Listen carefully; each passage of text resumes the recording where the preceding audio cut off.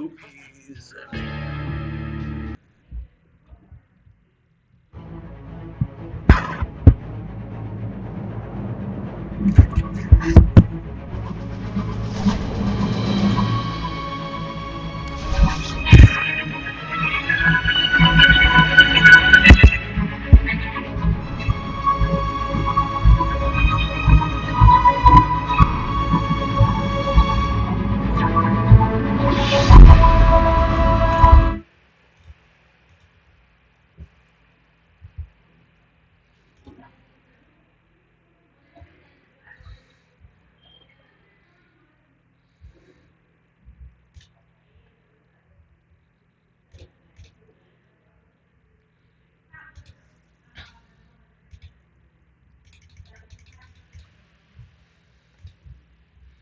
Push to the human.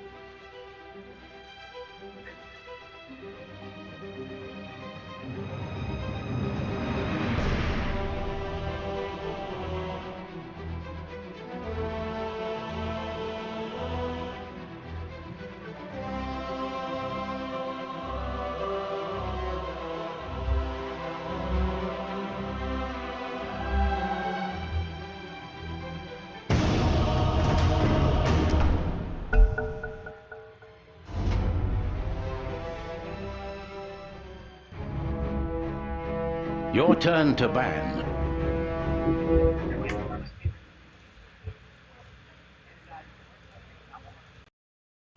Disconnected. Ready.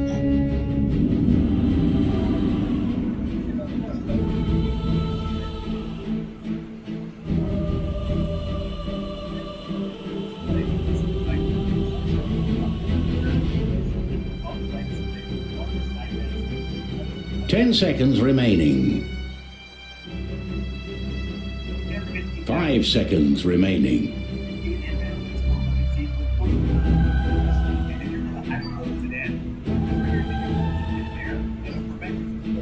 10 seconds remaining. 5 seconds remaining. Your turn to pick.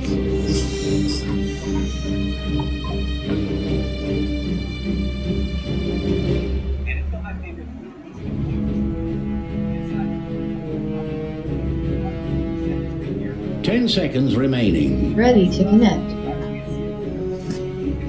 5 seconds remaining.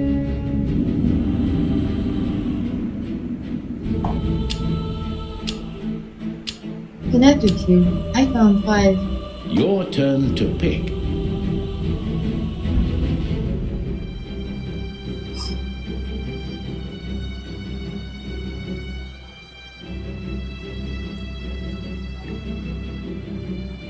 Ten seconds remaining. 5 seconds remaining.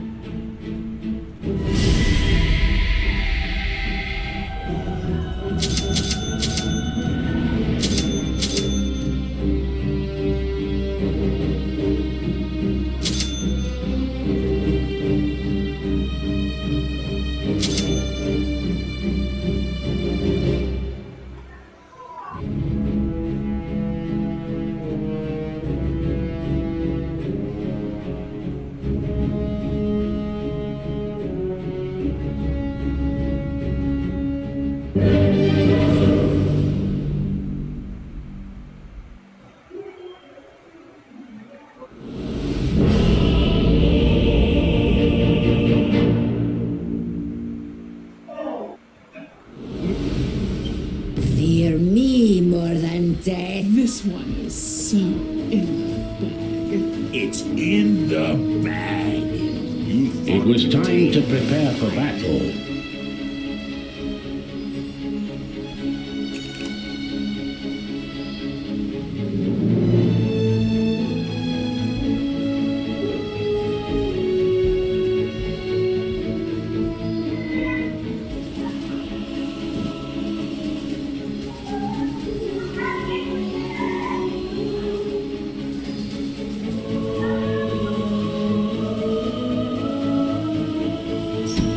A whisper on the way. I won't even remember this fight.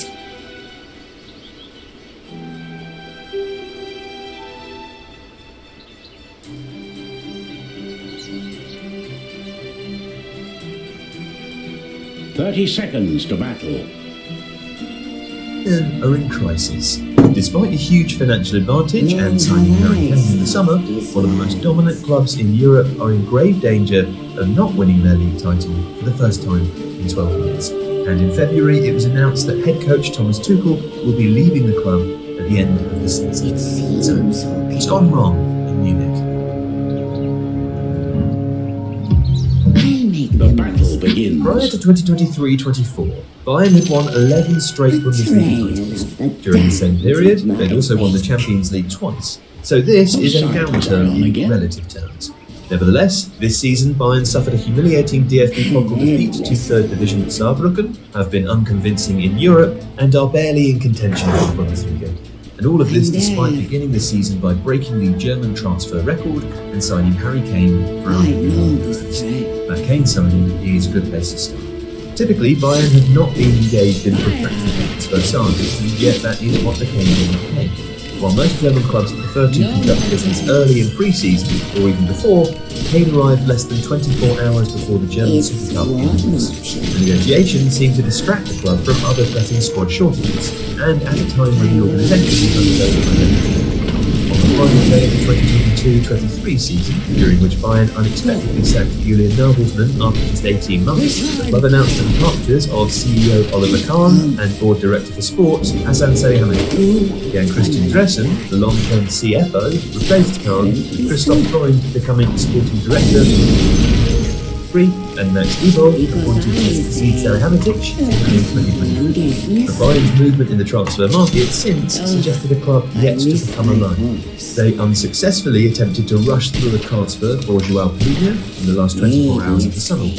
In January of 2024, the club concluded a quick deal for Sacha Bowen. The loan signing of Eric Dyer and the transfer of young winger Brian Zaragoza. 10 years between 2012 and 2022, the club signed just 2 players permanently, combined across a decade of January deals. The last 2 Januaries, consequently, have delivered 3 incoming each, describing a different and more reactive strategy. Long-term change seems necessary, as the 23-24 season has its roots in a declining standard of long-term football. Since last winning the Champions League in 2020, replacing departing influential players has been a significant issue. Thiago Alcantara was sold the same summer. Javi Martinez, Jerome Boateng and David Alaba all departed on frees in 2021. Robert Lewandowski left in 2022, a year before Kane arrived. During those seasons, Bayern's incoming transfer success rate was alarmingly low. Since the summer of 2020, around €450 million has been spent, and yet neither Javi Martinez's defensive midfield qualities nor Thiago's passing ability have been replaced. Among the players who have arrived, few have had a positive impact. Pedro Sana has become one of the side's best players, Matthias Tell should become one of the finest talents of the generation. It's been prolific, but the majority are either yet to consistently have a positive impact or have already been proven unsuccessful. That inability to refresh the team has invited unquantifiable problems too, like declining motivation among senior players who've won everything already. Reliably, a repeating media theme has been the disgruntlement of the dressing room and complaints about tactics and man management styles. Vague as those accusations have been, the team's decline has been easy enough to chart. Since winning the Champions League, Bayern have not been beyond the competition's quarterfinals, and while they won 3 successive Bundesliga titles after 2020, their points tally declined in each of those 3 years. In 2022-23, they may have been champions, but they won just 21 games, their fewest since finishing 3rd in 2010-11. Of course, the lapidary crank of domestic challenger has allowed Bayern to become quiet, but the noise and politics surrounding the club has also created significant trouble. Bayern always attracts significant media attention. In the years since 2020, and in no particular order, they endured a public row between some of their members and their supervisory board over a sponsorship agreement with Qatar Airways, suggestions of ideological clashes between Uli Hoeneß, the former president, and Oliver Kahn, and also a programme over the sacking of Julian Nagelsmann. We found out about his dismissal by the media while on family scheme. And in February 2024, there was more buzz. Bayern announced that Thomas Tuchel, who succeeded Nagelsmann, would be leaving the club that summer. Tuchel's time was not easy. He arrived in early 2023 and fortuitously won the Bundesliga, but also toured repeatedly with the media, most notably in a live television interview with Lothar Matthäus. Tuchel also spoke openly during the 2023 pre-season about whether Joshua Kimmich, an 8-time Bundesliga winner, was capable of playing the number 6 role in midfield. Tuchel said no. Kimmich, when asked, very pointed answers. Tension between the two was top together. And there were tactical criticisms too. The decision to often leave Matthias de Ligt on the bench, misapplied commentators, and the selections in midfield repeatedly caused disappointment. In what was effectively a title decider against Leverkusen in early February, Tuchel made a series of surprise team selections and unexpectedly Bayern was soundly beaten. A few days later, they suffered a back-to-back defeat for the first time in the They also completed 100 in which Bayern didn't register a single shot. So there were statistical issues, and apparently so did Tuchel, wrote Raphael Honigstein for The Athletic, hasn't been able to strike up much of a bond with the majority of players in the dressing room after implicitly questioning their credentials on many occasions. His reign was uncomfortable, but that fitted a pattern. Since Guardiola left in 2016, Tuchel had 6 full-time head coaches, none of whom have lasted even 2 full seasons in the job. Among them, only Hansi Flick and Jan Rinkus, who were each given a season in response to his First blood. Kovac respectively, and the periods of relative tranquility, which speak to the range of issues at Bayern Munich, the depth of which goes beyond simply who's coaching. If you like this video, please consider subscribing to the channel. The Athletic is home to some of the world's best sports journalists, including David Ornstein, Daniel Taylor, Olivier, Amy Lawrence and Rob Ornstein. For the latest transfer news and insight on every Premier League football story that matters, theathletic.com puts you inside football, and you can try it for free now for free.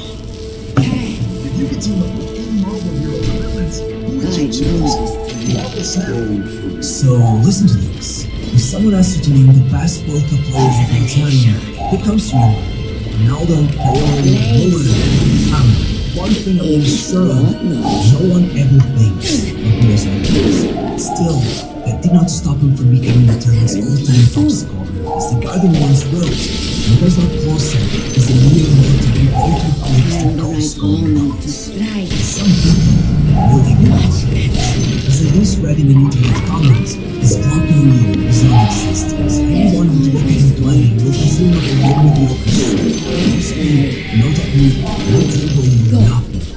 ask an average football fan to recall at least one of Your Klose's middle goals, tower is under most attack. likely any person will fail to do so, since all of Klose's goals are very generic and predictable. Yes, fine. Look, though it is a fact that Klose scored at a much higher rate at the World Cup than anywhere else, and that not one of his World Cup goals came from further out in the penalty spot, there's still a lot of reasons for that. There it comes. The whole fact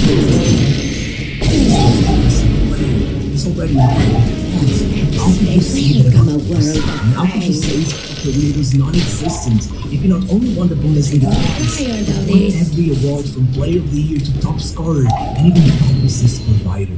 You can't just ignore that side of his game because it was a technical It's and what? unconventional. I mean, he averaged an assist every 347 minutes over his entire career. That's the exact same as Cristiano Ronaldo. Even the whole thing of narrowing him down to one competition wonder is absurd. Klose was always great for Germany anywhere he played. He literally scored more frequently for his country than all the phenomenal club Zurich. Tired. Was the only European club in one international postseason. Even Poland is only 6-1. Still, that didn't stop a lot of people Because from getting I annoyed every say- time he put the ball in the net. The same old guy scoring the same old goal. In fact, he know spoke of himself as much as he could manage without the sheer humility. It was almost self-deprecating. As far as Farsi is concerned, in my opinion, whenever you hear my name being mentioned in the same sentence as Hitler, nobody even knows him as like this. Why would he say something like that? It's not that Klose wasn't meant to become a footballer. I don't think he was even really trying. Despite both of these goals he's from a handball player and he said, you guys, The enemy denied their bottom tower. must force it. What's gone is gone. You've realized this, but Klose wasn't German. He was born in Poland, but his parents were Polish. Even grew up in France, but was same. So when he moved to Germany at 8 years of age, he only spoke 2 words of German. Ja and da. So as you might imagine, he really struggled to make friends until the band started playing football. As he said, this sport was the only thing that made me feel like I fit. It was the one place where the other kids didn't care where I came from. I was the best. Because and I was I always say- the first with things. And from there on out, but he also never tried to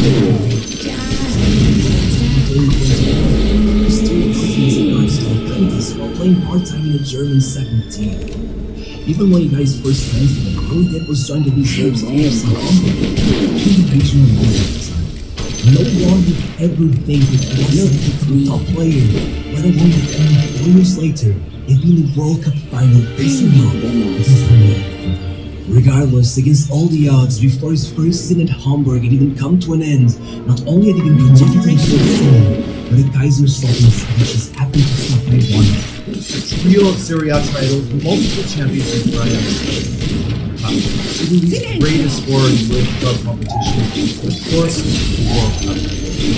Pipo Inzaghi has the list of accomplishments anyone envious of what he managed to achieve in his playing career. For his brother Simone, no doubt it was difficult to receive comparisons, constant mentions of what his older brother had achieved throughout his own playing. If it wasn't for the lofty heights his brother had hit, and our knack for constantly comparing everything against each other, Simone's playing career would be looked at through a completely lens. 13 years spent as a professional, climbing from Serie C with his hometown club of Vicenza to signing with Serie A Lazio, where he would go on to become quite the hero. He helped them to win just their second Serie A title, the last time they won it, by the way, as well as no less than 3 Coppa Italias, winning the double. Something wicked at your middle tower. See what I mean? It's only when the comparisons to his brother come in where Simone is less than. By any other metric, it was a great success. But where he has managed to shift the paradigm is when it comes to coaching. Simone has gone on to become a fantastic coach, continuing his legacy with Lazio. His team to the domestic cups. The team to the reign of excellence in cup competitions, both domestic and nearly continental. In fact, think back to that 2020 Champions League between Manchester City and Inter Milan. This final far down. The narrative that was put into this final was that yes, Inter could cause Your some bottom issues, tower is but under ultimately attack. City will win the final comfortably. It certainly was far from that. Tactically, Inter stood up to Guardiola. And when that happens, the tiebreaker often comes Your down to bottom tower is being invaded. different things. Often a little luck as well. But if Inter had found a neutralizer in that match, it wouldn't be that big of a surprise in the context of that. Since Inzaghi has managed to turn his Inter side into an all-conquering machine. This isn't the eye-rolling, yawning past. Inter are fun to watch, even exhilarating at times, as Limone Ball, or Limone Ball, is regaining in power. As mentioned earlier, Simone Inzaghi started out with his hometown club Piacenza, just as his older brother did, where Pippo Inzaghi helped Piacenza gain Serie A promotion during the 1994-95 season. Simone would help Piacenza during the 98-99 season with 15 goals in just 30 matches, nearly equaling his brother's record. For those 41 appearances, he had 11 more. That was Will. Simone See the radiant just matches. Step up for sure. Sven Göran Eriksson scored a very respectable 19 goals in 40 matches during their Serie A and Coppa Italia conquering season. In total, despite a couple of fruitless loans to Sampdoria and Atalanta, injuries, Simone played in 10 games. Serie A once. Such a came up with the best.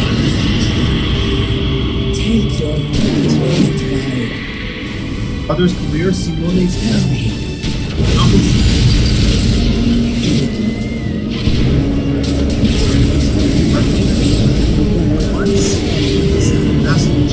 when he retired in 2010, Simone stayed with Lazio and began coaching a few teams. 6 years later, he fulfilled Lazio was trounced 4-1 by the final straw for Stefano. Attacking Lazio's Primavera coach Card. Losses, Simone the basis. In his first season, the 2016-17 season, he moved Lazio from 8th to 5th. Italia he had instant revenge for the Supercoppa later, and go on to win the Coppa Italia in 2019, and another Supercoppa in that same year, again winning Juve. Simone would go on to endear himself to the no surprise there, as a and to rival supporters would be playfully referred to as Limone Inzaghi, due to his penchant for reacting snappily towards the degrees following him off. In his final season with Lazio, the 2021 season, because I say Italia, not his best work, he most consistently made the round of 16 of the Champions League for the first time since he changed the staff to having round of 16, rather than a second group stage as the perfect match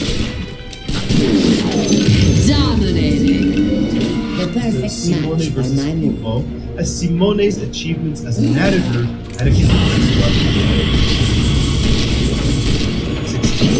also eclipsed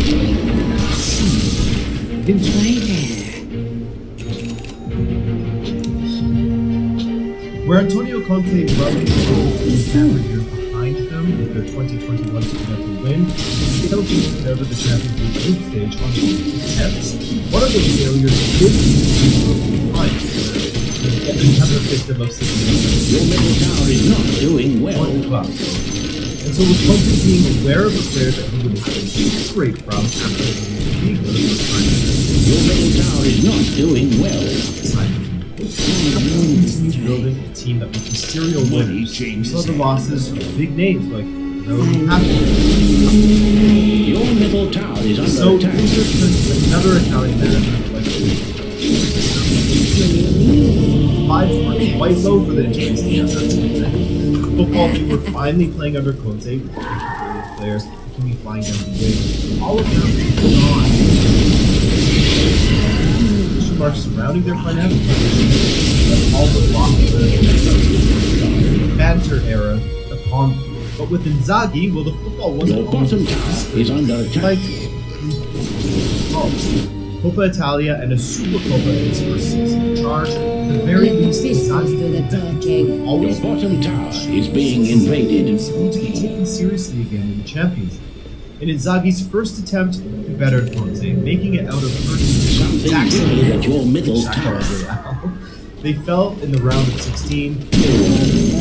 Finalists completed the entire 1-0 win away Something at wicked at your middle tower. Inzaghi's second season in charge, happily achieved something truly Your middle tower has fallen. taking the Scudetto with relative ease. Vice grip of competition continued, winning the Supercoppa and the Coppa Italia in Champions League as well, making it all the final losing to Guardiola's trouble. 6. All flowers and rainbows that season was the consistent upwards trajectory throughout again for the second consecutive season. Inter finished there was also that time in the winter when it felt like it was worse. By the time late March and early April came around,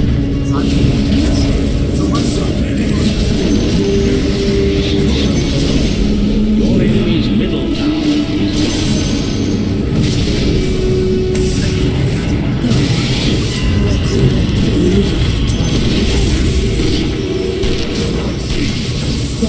Champions League final loss moved themselves into this current season, where Inter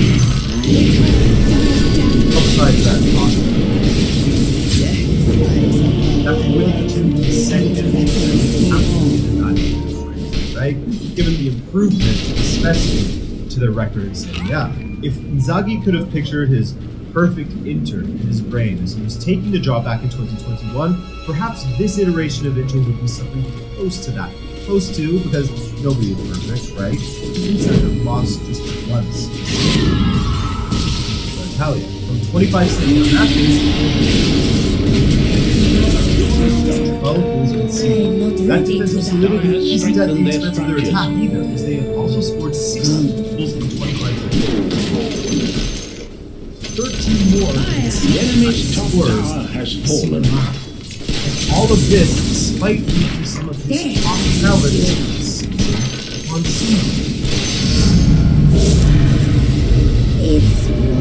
You can look to the team that Inzaghi inherited from Conte in 2024. This is our spring there. Lukaku and Higuain were sold off for Hurt's shape. Therefore,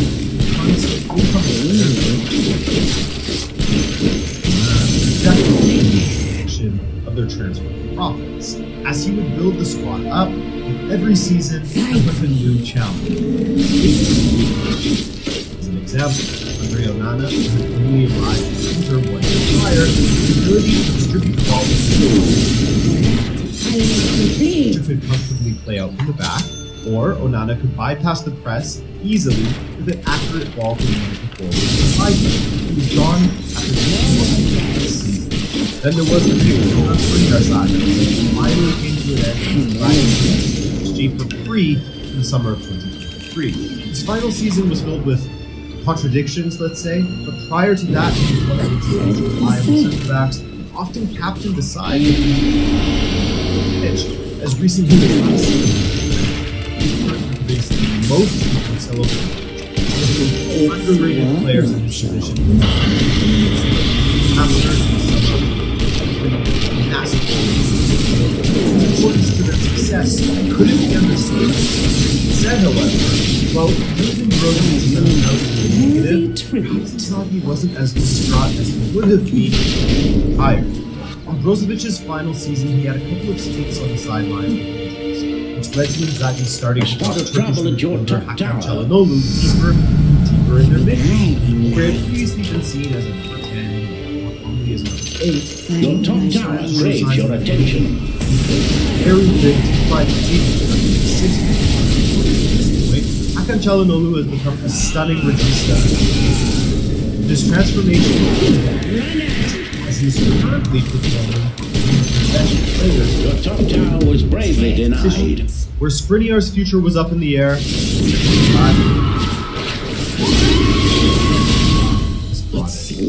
Before that, upset 35-year-old Francesco Acerbi and the unlikely hero Matteo Darmian. The best of both of them was coaxed out by Inzaghi. United providing some ludicrous offers for Onana, he was sold off, and in came Swiss goalkeeper Jan Sommer. Immediately questions of how this would affect his build-up. So, but with Sommer in goal, any combination of Bastoni and Terry the second Darmian who played in front of him took over. From 32 appearances, no clean sheets, meaning the opposition has failed to score on Sommer.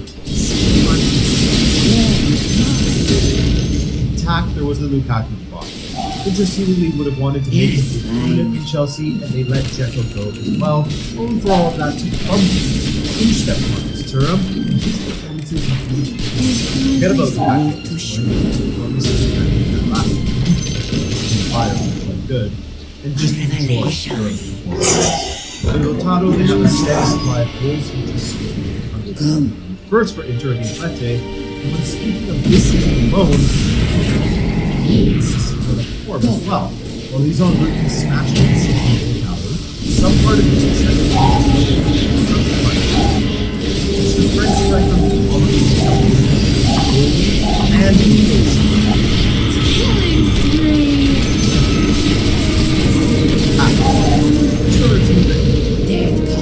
starving striker. Bottom tower is All under of attack. this with Inzaghi's fresh approach to the 3-5-2. Following that loss to Manchester City in the final, Inzaghi said, quote, "I saw that the players were taking it hard, but that's football.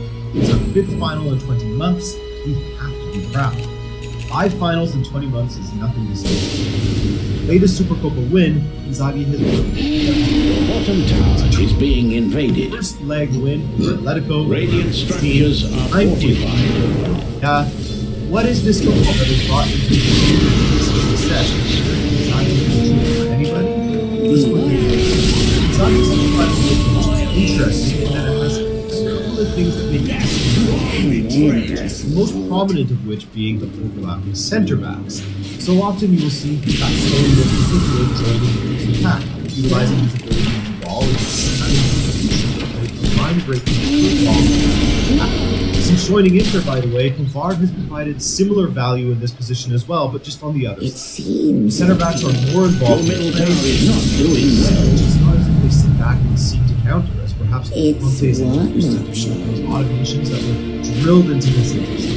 In fact, Inzaghi's Inter doesn't shy away from pressing further up the pitch with Mkhitaryan, Barella, wing-backs, all joining the strikers to work to win the ball as far up the pitch as possible, to strike quickly, to catch their opponents in transition. Speaking of which, heroes were it's often taking you things see slow. two out-and-out strikers playing together. A true two-striker system like the one Inter plays isn't so common in modern football. Strikers link up to often create numerical advantages in the attack, like the aforementioned midfielders and wingbacks, like we saw at I know this trail. position defenses. Mkhitaryan, DeMarco, and Bastoni all link up well. Yeah. Once the left-sided striker Lautaro joins,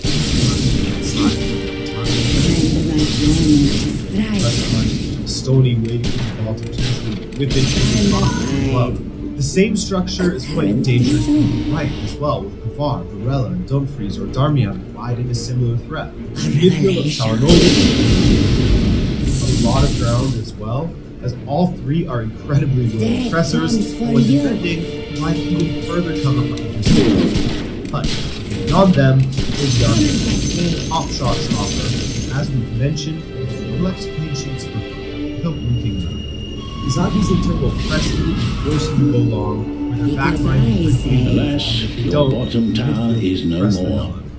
Upon winning a backdoor triangle with outside center back back Kala, who will advance the ball incredibly quickly. One of their strikers will drop to be an option. They score goals. They can see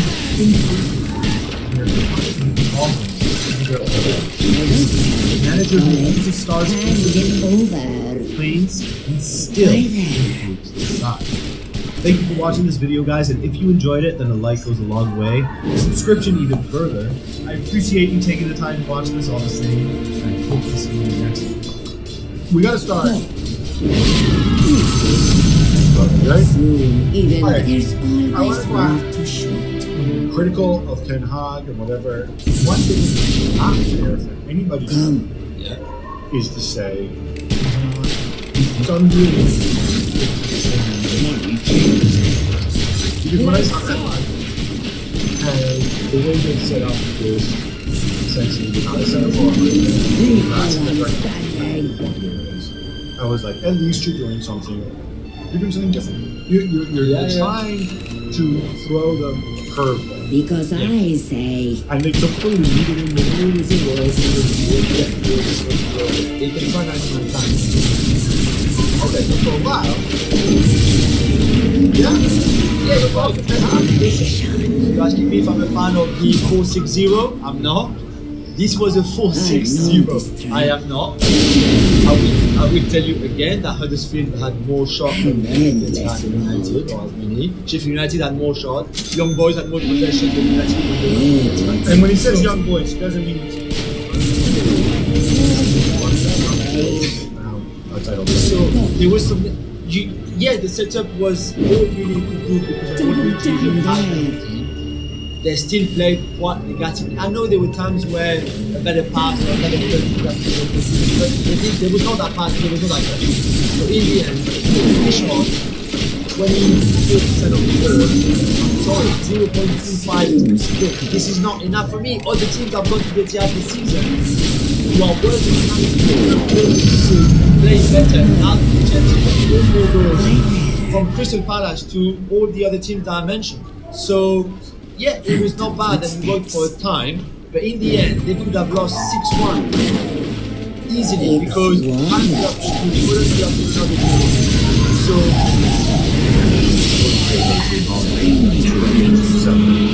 I understand the setup that's what you do. Don't give me this was a great set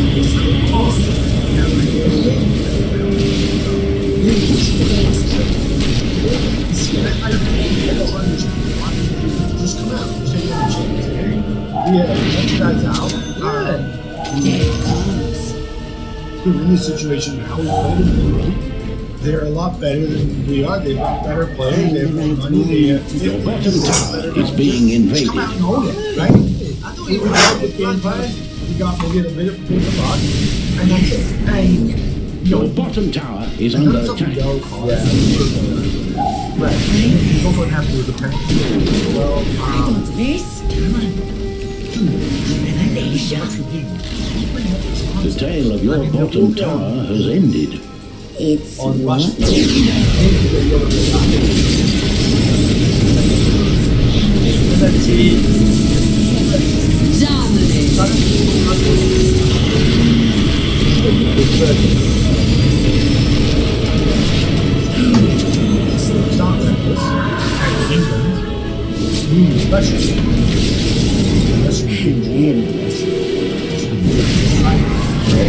Killing spree. I think Yes, right. but I can say frustration because for so long I think they thought they were going to Dominating. But you almost feel like so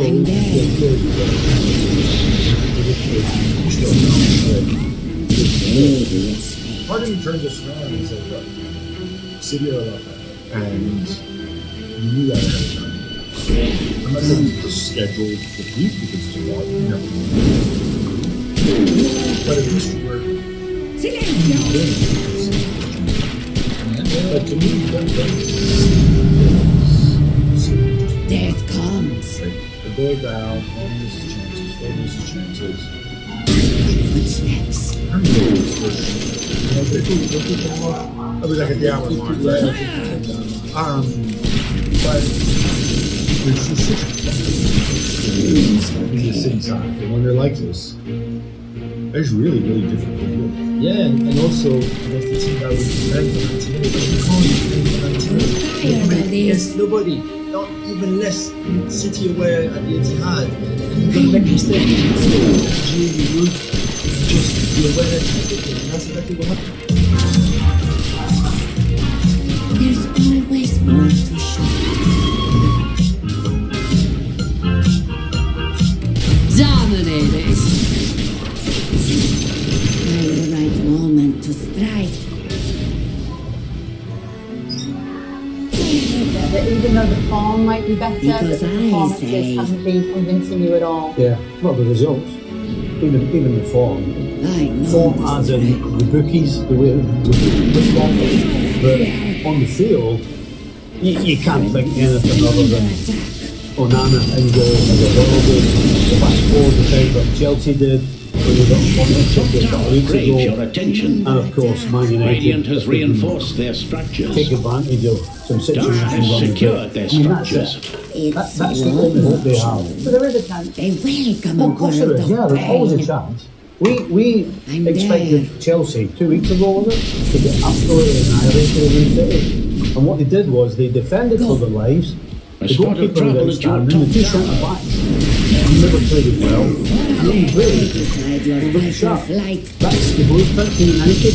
Problem The is, top tower is under they need to keep attack. a clean sheet. Stop Man United getting multiple goals. Your top tower And again, has talking about fallen. looking sharp, what about Kevin De Bruyne making up for lost time this season, Ian? He's looking really, really sharp. I'll make the Yeah, they most took their of it. time letting him back into the first team because it was a serious injury. So he was good and ready, I think, when he did return.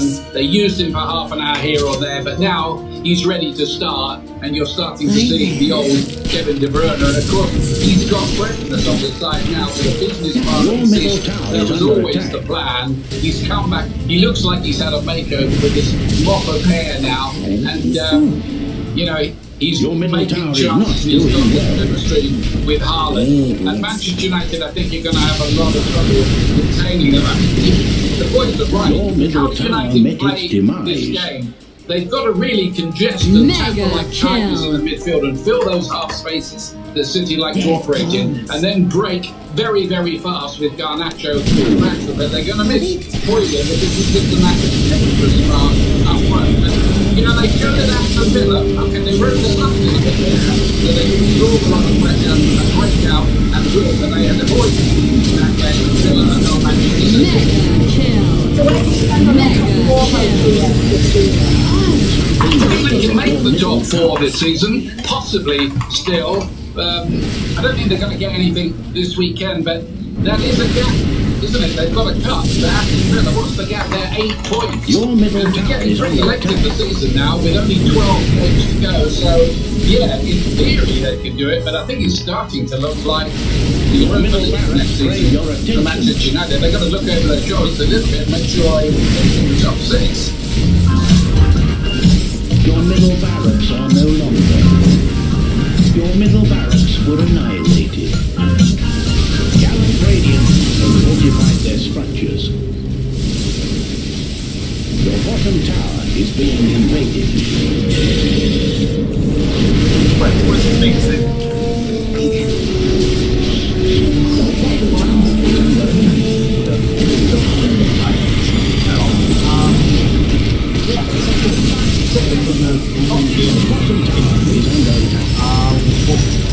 Your bottom tower has This fallen. team gets it together when it matters most. That was Your only bottom one. barracks are shaking. Well, looks like they're doing. So Your bottom barracks Step in. is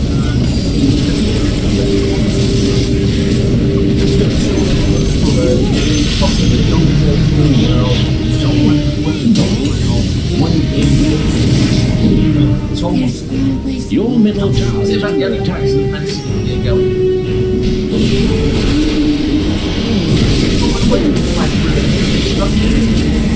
Double kill.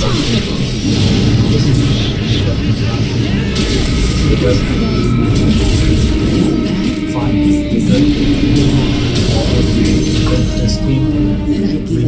Something wicked at your middle tower. That's the way Klopp plays. That's the way Liverpool play at Anfield. That means you're going to lose. And you can go through them all as we've just done. You scared the Find 4 or the right 5 people. moment Let's to rip them strike. apart. That's the biggest problem. In a week, we've seen two teams try and play Man City totally differently. Yeah, we saw Luton say, right, we're going to go man for man. We're going to leave Haaland against the centre half. You're going to push it on their wide players. You're going to push it on their midfield. We're going to try and press up the front. They got destroyed. Today, we saw Manchester United do exactly the opposite. Still, to a certain degree, got destroyed. Arsenal fans will be shouting, saying we're still very much in this title race as well. It's not a two-horse race. And Arsenal are in action on Monday away against Sheffield United. Arsenal will be a bit better than Sheffield United, you might be surprised to know. 100% they're not up to this big match. Sheffield only one win. Have got 25 goals, meanwhile Sheffield United at -10. So what does that mean? What does that mean for everyone's predictions? Let's take a look. 5-0, 4-0, 4-0, 3-0. There we go. Sure, these be into consecutive one. We will be, of course.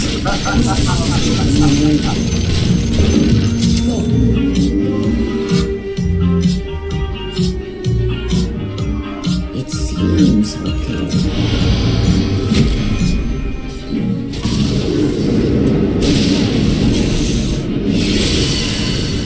An endless world. Two quality sides who just didn't really produce anything on the night. It's a point apiece, so let's just remind you what that means in the table. Real Madrid top. Girona losing against Mallorca means that it's 7 points now, the difference between Real Madrid and Girona.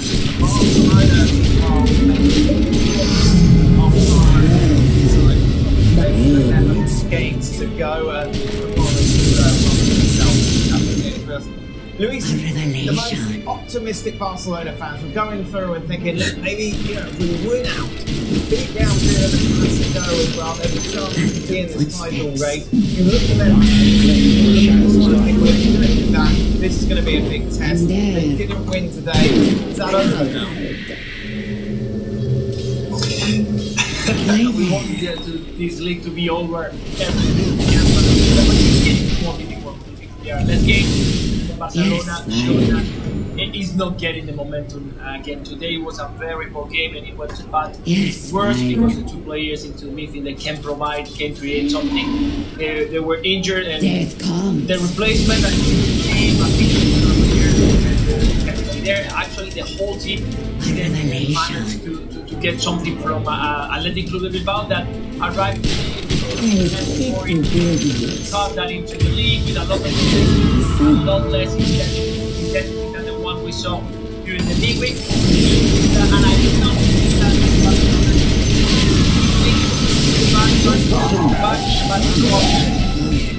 he's a player of forward, a player that is going to the middle. Lewandowski is a player that was very so much he uses it to forward. He's in the coach, allows him to transfer back, and then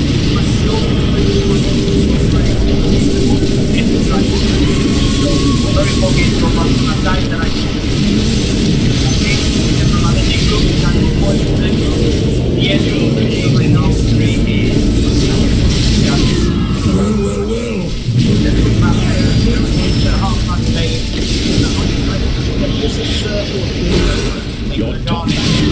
muscular injuries.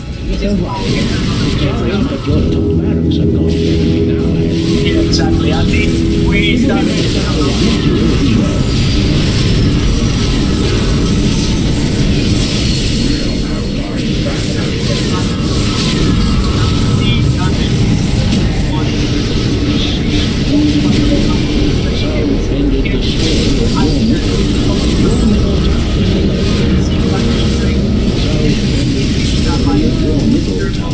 Please mind your ancients. Get out of that. Make it the most growth. It's a very young. Your ancient is under attack. Structures have been secured. Someone is violating your ancient.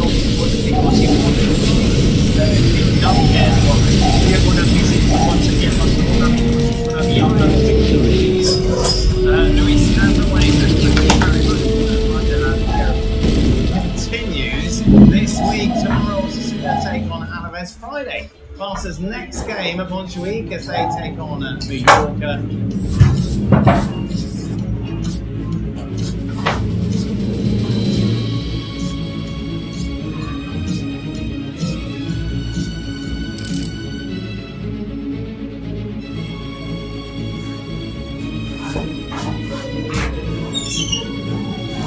The fans don't have an awful lot to hand it. I don't hang their hat on to use your phrase. Today, too. I think if it's at Old Trafford, you can make the argument that Manchester United can get that. And the ref forgive me for everybody says, well, it's a soft fall, but we can move on quite quickly.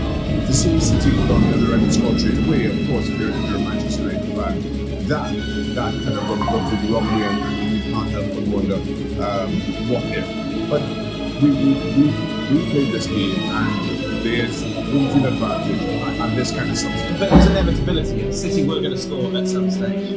Yeah, I was watching the game with Alan earlier on, and after 20 minutes, I think it could be one of those games where everything is going to just be wide, or the keepers. That Haaland miss. And you think, I mean, they're dominating the game. So every time they ball in around the box, there's a jump. Because there's a last minute block. It doesn't quite hit the target. Doherty was making some mistakes out on the left-hand side, didn't really affect the game. So you think it could be one of those games where they have 5 or 6 shots and don't score. There's no idea. But eventually, once they score, also from Phil Foden, who's having arguably his best in the season. David mentioned before City, 18 goals, 10 assists. He's contributed there, if you add those two up to 28. Pep Guardiola mentioned last game, he's the best player in the Premier League. I'm the best so far. I've always had the feeling the score goals in the training sessions, always had the feeling. And now it's winning games. So to become a world-class player at the age, you have to win games. And always be good, always having power, work ethic. It doesn't matter the position you can play. He lives the football, but now it's winning games. That's the Premier League. As good as there is at the moment, and he's absolutely right. Whenever he got the ball today, you expected something to happen. You know that when you're looking at the game, who's going to make something happen? Foden playing on the right hand side, he went on the left. He's a number 10, but he was playing on the right today, cutting in on his left foot as he scored the goal.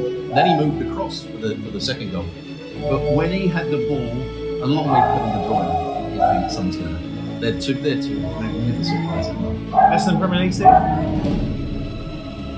Looks like we're trying to think of somebody else who would be better going forward. Right. Can't really. And I don't think there's anybody else in the Premier League, maybe even outside the Premier League, who, regardless of where you give him the ball, whether you give him it down his throat, in his neck, hit him in the backside, where he finds a way of instantly putting that ball in the right place so that he can then make his pass or make his shot or whatever it is. I mean, his touch is just phenomenal. Right now, it's hard to pick up a better player than Tuchel. And while we talk about Manchester City, we can talk about so many of their players who have at times outsized impact. When we talk about Rodri, De Bruyne, Haaland, as I just today. But somehow, whenever you need somebody to step up, Phil Foden just is there. Never seems to do an awful lot wrong, regardless. And then when you need that performance, when you need that telling touch, he somehow is the one providing. So while he may fly in relative terms below the radar against some of those players from Manchester City, it's hard to pick somebody who's more. We're going to win the Euros, Robbo! Here we go. Yes! I mean, you've got some England players are playing well at the moment. They're good. They're very good. Come on. What's possibly go wrong? They've got to have a manager that can.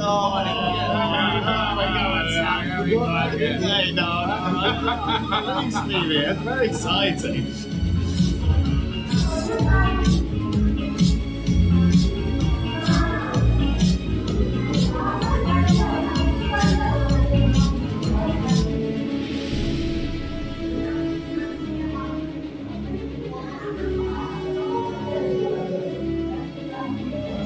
Aston Villa then, away from home, go on to win by a final score of 3-2. Take another look at the top of the Premier League table, and that's race for the the top four. Villa right now in the fourth spot. Spurs 5 points back. And they see Manchester United in sixth. Let's start with Villa. Another great performance. That's 3 wins in a row. 9 goals, Jules, in those 3 games for Villa, who right now are flying. Yeah, flying. I mean, they had a tough start of the year, really, when things didn't go their way. They got knocked out in the FA Cup on that Chelsea replay on ESPN, and then they recovered their form. And I think for me, really, the main reason is Ollie Watkins and the form that he's been in. I mean, Douglas Luiz has been pretty fantastic too. Leon Bailey also had a bit of a dip of form, and now he's coming back strong. But Watkins has been outstanding this season. I think he's the only player in the Premier League this season to have at least 10 goals and 10 assists. Nobody else right now, I think. Or maybe another one, but that's it. It's pretty an outstanding season, and I think we're slightly sleeping on him a little bit and maybe not recognizing the great season that he's having, because he carried them when they were not good at the start of the year. And now that they're back to their best, really pushing for that 4th place, they know that behind them, Spurs obviously won earlier, so they were aware of that result. They also know that United, certainly before the Fulham defeat, were on a pretty good run. So they know they need to keep winning to secure that 4th place. It won't be easy. They will feel the pressure behind them. But as long as Watkins keeps scoring, then they will be in a great position. What do you make of this Villa team in their push to the 4th? I think if you're Emery, you're asking yourself what happened at the start of the second half. Because at half time, this game was done and dusted. Can't Luton do that to like a lot of people? Yeah, but the one thing with Luton, the only thing, or generally the only thing you have to do with them, is you have to match the desire and the physicality. Because the majority of teams in the Premier League, man for man, are better. They're just better players.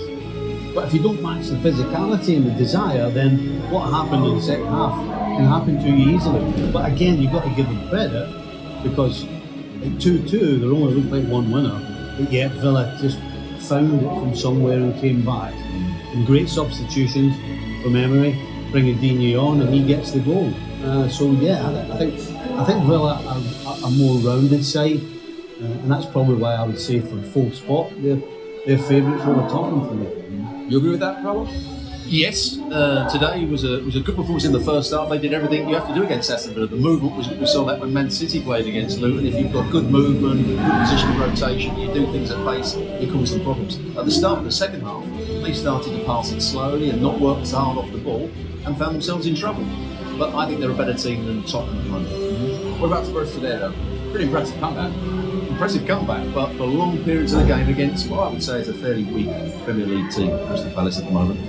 They had so much of possession, but didn't really create that many chances. The final pass wasn't quite there.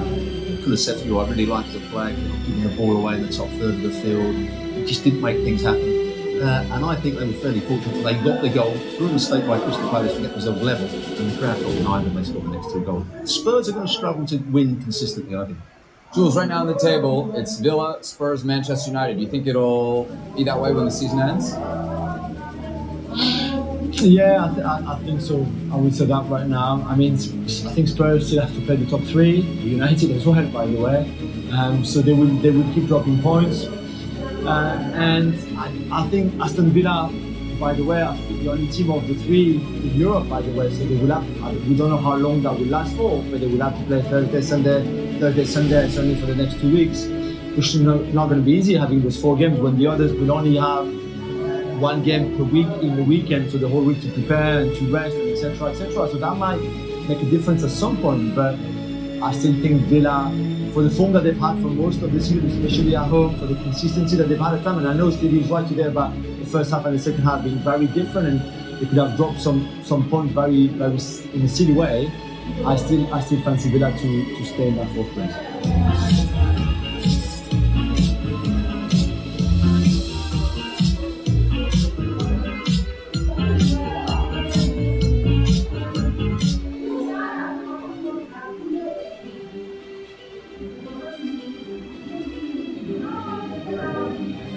The amount of time rather than a little bit, yeah. It's not as if they got the ball and went straight up the other end and scored the goal. They would have been, or should have been, really upset.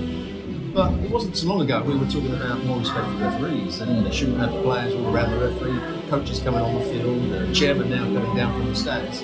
I think it's got worse. Really? it's certainly got worse. There's been no respect for referees. They make mistakes. We all have a go. But as a football, football clubs, players, officials, you can't do what we're seeing at the moment. It happens in a lot of games now. Stephen, final thought? I don't think it's got worse. I'd certainly hope that You usually go home as soon as the final whistle goes. I'm still there commentating. Yeah, I think absolutely 100% the chairman, the owner, has to get some sort of fine or ban or whatever it is, because that cannot happen. It's one thing for coaching staff and players to complain, and I understand that you shouldn't be doing it. But for the owner to be coming down, they got to clamp down on that right now. Quickly, Frank, go ahead. I think I can say to Stevie that it got worse. I mean, I come from France, and when you go to England and you know that you will have to play in England, I knew that at my time you couldn't say anything to the referee. That was part of the culture, part of the education. When the referee says something, even if he makes a mistake, you don't answer to him and you don't complain about anything. That was the picture that we had about the Premier League. It's not that anymore, from far. Maybe because some European, maybe some French people came over and disturbed the etiquette. Luis, what does this mean for Liverpool as far as the title race, getting a victory in this way? Oh, it's another boost. It's to keep the momentum. I think it was very important just to keep at the top of the table, show that even in the worst moment of injuries, not having all the players ready, and to get a consistent win once again, and to keep that, not only because now it's coming in the Europa League, they're going to need their best, they're going to need to continue rotating, and if they manage to keep on going, I think the momentum is fantastic, the confidence on the players, they believe, because it's not the first time that this Liverpool side scored a goal in the last 10 or in the last 5 minutes. So that shows that in the end, everyone has to be ready for when Liverpool plays against you, for give the 100% from the first minute until the 96, because Liverpool is going to continue drilling until they find a way out of the net. So yeah, big 3 points for Liverpool to maintain the momentum. If you want to take this a certain way, you can say that Liverpool now can go to Man City and get beat, still be sitting top of the Premier League. That certainly won't be the That's message. the difference, right? That's the difference between Liverpool winning today and taking the point. So it's massive as far as the title race. It's absolutely huge. People like Arteta and the Arsenal fans will all be looking at that. Obviously, we talk about Man City. I'm looking at an Arsenal point of view. Arsenal will be thinking with a couple of minutes to go, rubbing their hands. We've got every chance of catching up with them. Not the case. They've now got to go and put another performance in. They've got to go and win the game just to stay in touch.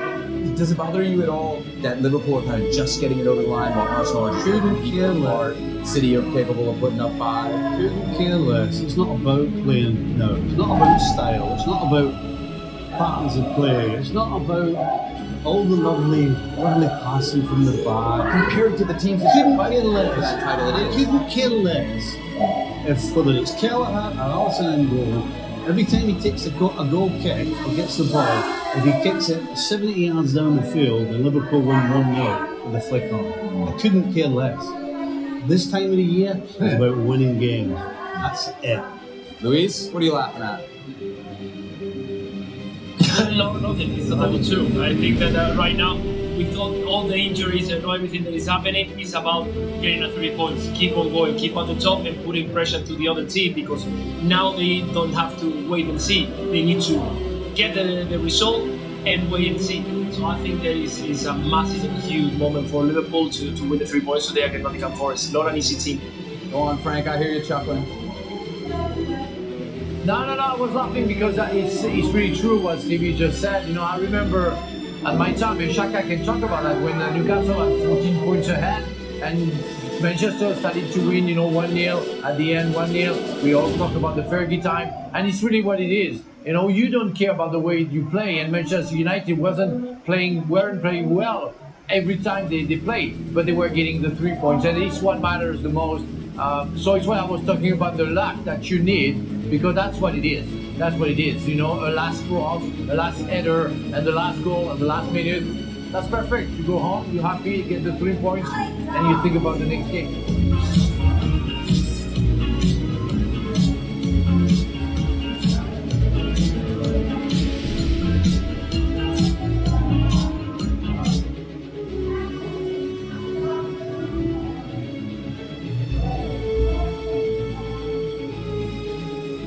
right, Joe, let's continue with this mental exercise of Ten Hag, because you mentioned passing. I'm not going to list all the injuries, but you know it's a good.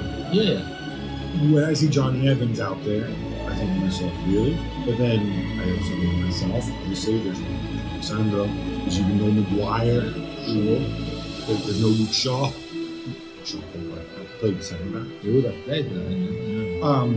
Well, there's Varane, who didn't like. Remember the whole period when Varane was on the knowledge step? The fullbacks. Lindelof. I don't understand. You know Phil Foden has a dominant foot, right? Yeah. Very obviously. 3 times, one of them the goal.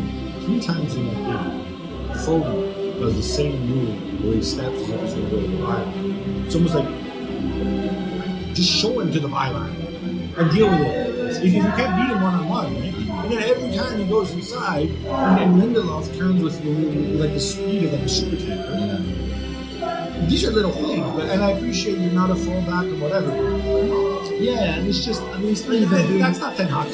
No, it's not, and it's not even doing the homework like you should do before every game. Okay, who am I going to face? What are his qualities? Blah, blah. Because surely if you're Lindelof and you've been in this country long enough, you know what Phil Foden is about, and you know that he plays on your side, so this is what he's going to do. So unless he thought Mainu or Casemiro will always come in and help him out on the inside, which is very possible. So you're there in case he comes onto his right foot, you're there, and if he comes inside onto his left, somebody's going to come pick up. One of the 2 6s has to come, which is fair enough, which is normal. But still, like you said, you can show him on the outside and let him go to the byline instead of coming inside onto his left foot.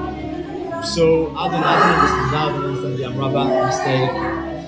The guy just could not. That's not Ten Hag.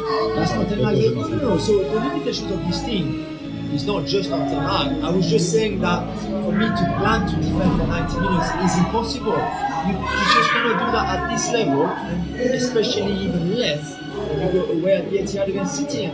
So, because in the end you get battered. So you would have got, had you tried to play, you probably would have got battered again. At least you would have tried to play, and you go back to other teams who have gone to the Etihad and have exploited some of the defensive fragilities, let's put it that way, of City, like we saw on the first goal. Put more pressure on the defense instead of playing that 4-6-0 or even sometimes 6-4-0 for most of the game. But you go back to the options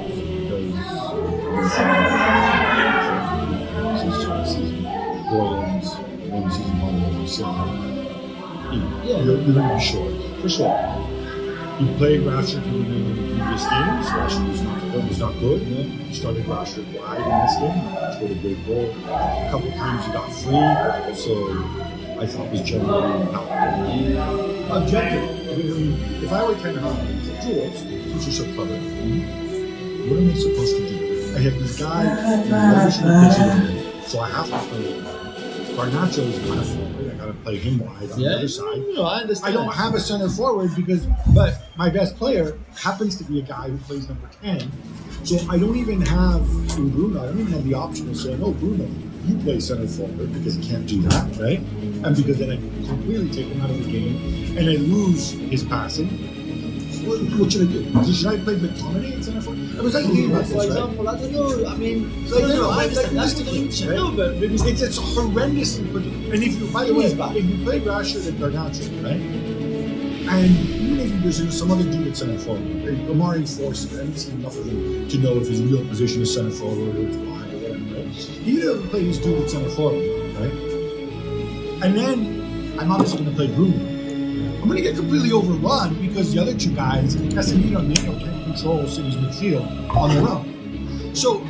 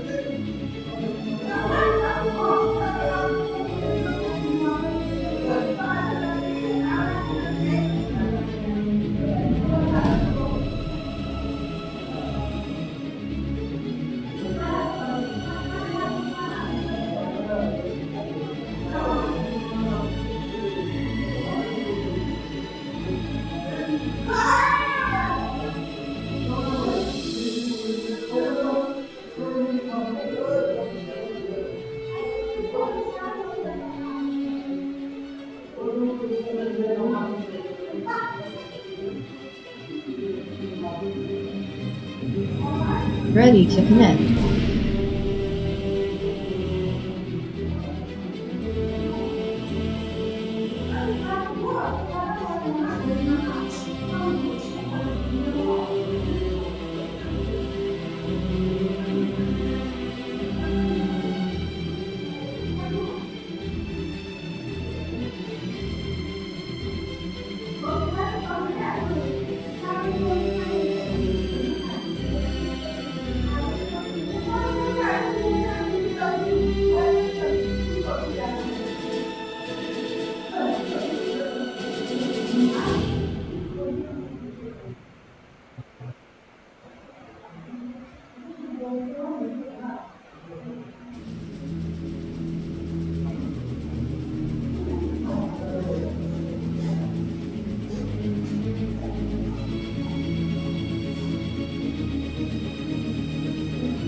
Ready to connect.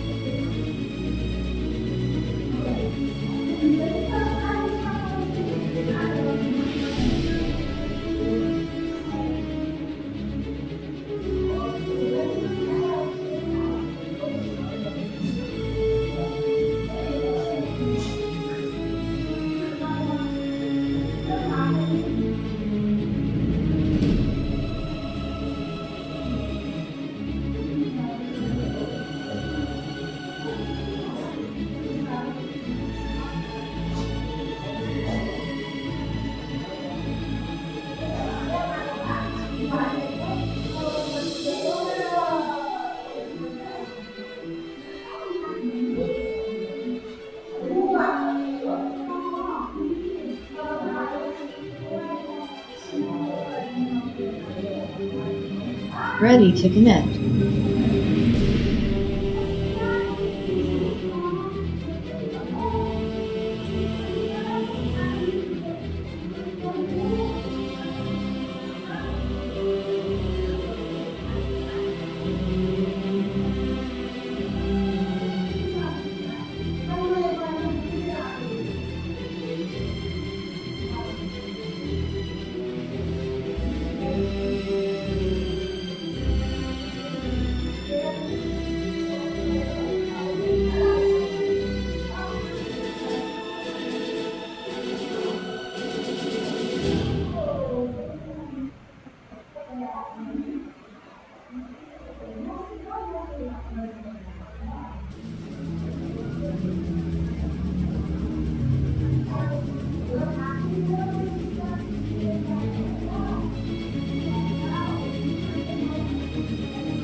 Ready to connect.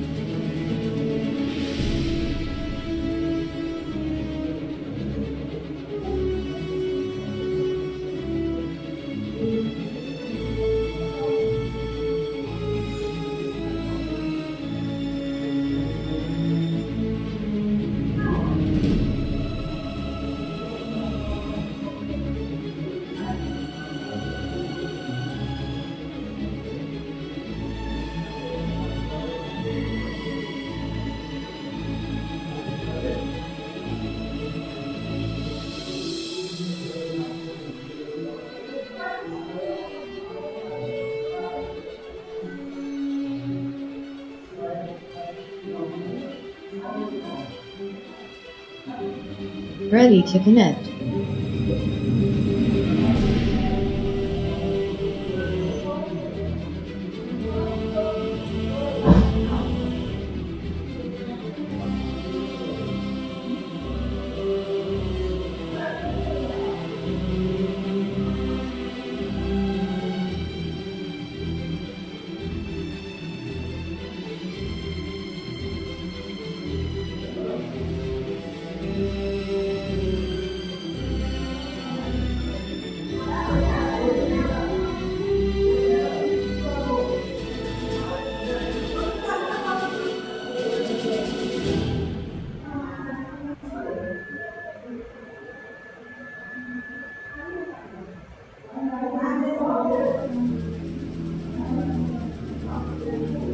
Mobile device not found.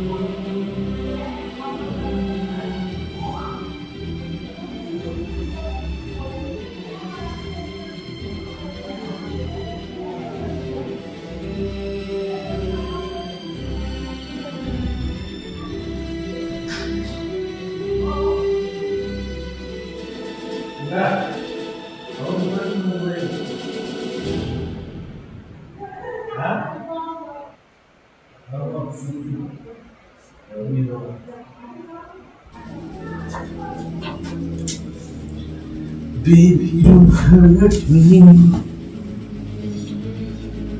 Don't hurt me no more.